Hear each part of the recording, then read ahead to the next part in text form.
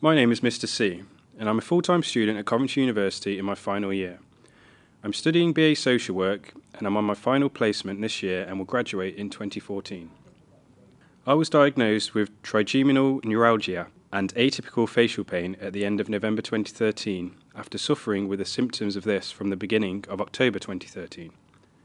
I wasn't sure whether I would continue on the final year as my disability is very bad and I was not sure whether I would be able to continue. I spoke to my course director to discuss what my options would be. My course director really helped me, and we went to see the placement coordinator as I was going to be going on a 100-day placement starting September 2013. After talking to both, I felt that I had some options and things that I could put into place. I was able to speak to the disabilities team at the university, who showed me how much support and help I could get from the university and also from the DSA.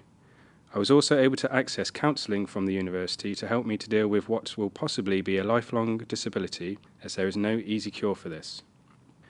My experience with the university since I have had the disability has been very, very good. I've been extremely impressed with the way that the course director and placement coordinator have handled my disability and how they ask me each time they see me. They like to find out how things are going with me and the placement and what is happening with my disability and how I'm managing it with doing the placement. Being on placement has been hard at times, as I don't want my disability to stop me from being there and accomplishing what I need to, as I know that I am capable of finishing this degree and doing really well on placement. At the placement, I have found them all to be supportive and very understanding, and if I need to go home and work from home, then they have been happy for me to do that. I think that sometimes, though, they all forget that I have a disability or an illness, as 80% of the time it is controlled. I don't see this as a problem, as I don't want people to focus on me being in pain all the time, but instead look at what I can do and focus on that. However, my placement has been fantastic as well, and they have figured out some of the signs for when I am in pain. I'm looking forward to qualifying, but very nervous about being employed, as I would have to tell the employer eventually about my disability, and that scares me, as hardly anyone knows about it, and if they do know anything, then they are usually only slightly informed, and I'm not sure what the reaction would be. However, when I qualify with this degree, then that makes me a fully qualified social worker who is competent in practice as such.